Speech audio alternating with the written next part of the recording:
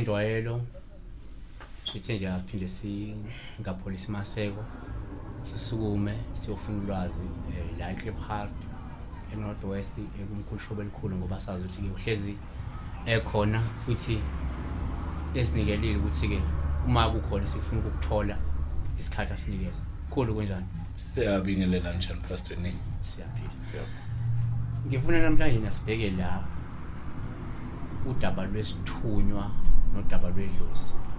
Is there any relationship between idlozi nesithunywa or akuna relationship between the two?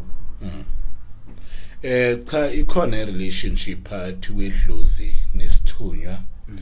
Nakhona ngifuna ukuke ngichaze ukuthi kukhona isithunywa sendalo kube nesithunywa sebandla. Ngiphinde futhi ngithi kunesithunywa samathongo bese ngithi kunesithunywa isithunywa sika means ngizochaza ukuthi abantu bangadideki. Isithunywa into ethunywayo.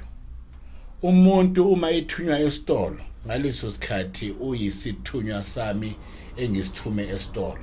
It's a messenger ngokwesilungu noma somebody that is sent ne uyisithunywa leyo nto le uyisithunywa lo muntu loyo bese ke kufika ezintweni zika moya.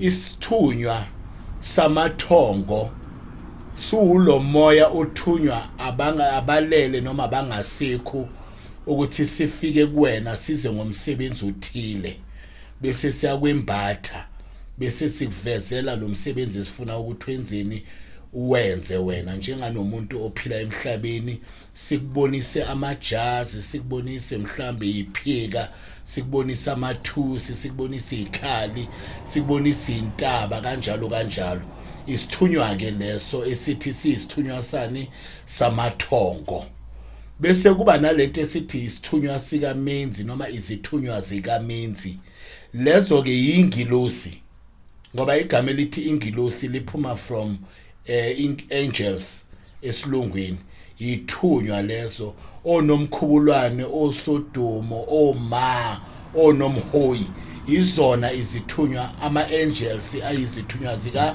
menzi manje na ke thina simbathwa yini ithunywa zamathongo lezi okuyidlozi ngizophinda futhi isithunywa nedlozi into eyodwa kodwa ngikhulumela isithunyweni sani samathongo nedlozi okumoya odlozomele into eyodwa sihlukanisa kanjena ke uma uzwa umuntu athi hayi mina ngiphethwe isithunywa kuphakama isithunywa kuphakama ngedlozi sisuke sesihlukanisa ngemisebenzi. Isithunywa lesi kuba nesithunywa sebandla esiholela kuphi esontweni leso sithunywa asikwazi ke ukuthi isithunywa singaba khona sibe ngo1652 thiwa umuntu washona ngo1652 ephile emhlabeni usebuya kimina abe yisithunywa sebandla lo muntu akazi lutho ngenkolo ngoba thina eMzansi Afrika asizange sazane nenkolo ngaleyo minyaka ngoba belombe bangakafiki 1652 bafika ngo1654 2 years after manje na ke kuba nesithunywa lesi esingafuni esontweni esikufuna kuphi emfuleni entabeni emgedeni kuphi nakuphi lo muntu lo yathi hamba okhuleka le endaweni efana nalezi engakhombi esontweni noma ebandleni leso ke isithunywa sani ke isithunywa sendalo si nature based so manje ke abanye abantu abakwazi ukuhlukanisa ke lokho bese ke idlozi esikhathini esiningi ilona leli lizela ngani ngemithi ihlahla isiphuphise ilwana amabhubesi isiphuphise lokhu nalokhuyana yikho sihlukanisa ukuthi umuntu nani unesithunywa nani unedlozi lomunye kodwa ziyahambelana lezi zinto akwenzeki ukuthi ube nedlozi ungabi naso isithunywa noma esebandla noma isithunywa sendalo ngoba bonke labantu baza ngesipho esibuya kuphi labantu baza kuwena ngoba babuya kuphi kwelamathongo bonke bathunywe yini amathongo kuze bazokwazi ukucedelela lokho engazange kufezwe emhlabeni. Amanye amazwi omkhulu into ayiveza la uthi Yidlozi nesithunywa into eyodwa. Yebo. Nethi lo ngoba lo muntu lo wandlula emhlabeni enedlozi usebuya kuwe ngaledlozi. Lona wandlula yena esebenza ngesithunywa ubuya kuwe ngesithunywa. Madlozi omabili le nethi lona elesithunywa sebenza ngebandla, sebenza ngomoya, amanzi, iwasho, bla bla bla. Leli dlozi le senza ngemithi, yagidwa, yabhulwa yonke lento, shamathambo, yabona. Kodwa into esuka kuphi kwelamathongo yonke lento. That's the relationship layivela khona. So ngamanye amazwi akusiki ukuthi onesithunywa usengcono. Hayi mina ngisenza nje ngamanzi, ngisenza amanzi. Ngcono yafana. Into eyodwa. Same like phuma kwi-institution eyodwa. Yebo. Into eyodwa ngithi ukhumbule Pastor Winning ukuthi abantu bathi mabakhuluma ngesithunywa wese athi ngikhuluma ngengilosi.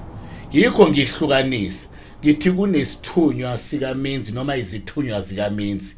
Abantu emandulo babehambe beyokhuleka inkolo ingakafiki. Bekhulekele imvula nokuthi kube novondo ukuze kutshaleke ihlahla ilwane zidle. Babethi mabekhuleka kumveli inqangi bese ethumela isithunywa sakhe esingunomkhubulwane.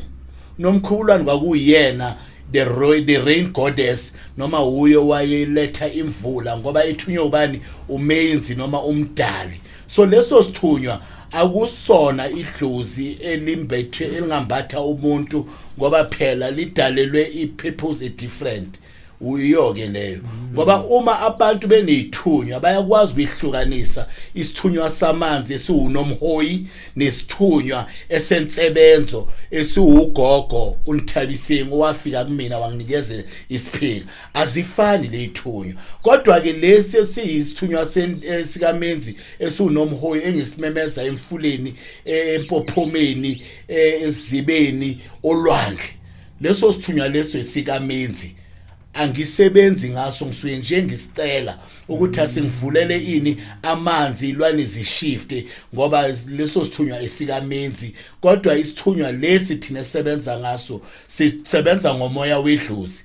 Ngiyaphinda futhi umoya lo esisebenza ngayo esontweni sisebenza ngomoya wedlozi kodwa usubiza ngokuthi uyisithunywa ngoba sibalekela leligama elithi lidlozi. Into eyodwa idlozi lisenza ngokwehluka ngoba umuntu okwaphila. Umuntu okwaphila. Umuntu ongena idlozi umuntu okwaphila. Asesithunyweni lithi ugogo noma umkhulu noma ubani kodwa umuntu owayekwaphila before. Yebo. Yayibona ngana ukuthi njalo. Makhosi.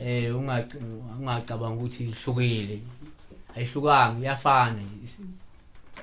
Uniform nje kuhlobo uniform kodwa ngiphumule lapha. Siyabonga ke besibheka nje indaba yesithunywa, sibheka indaba yedlozi, into eyodwa enganza kwethu kuyafanana. Umehluko ukuthi lona usenza ngamanzi, lona usenza ngani.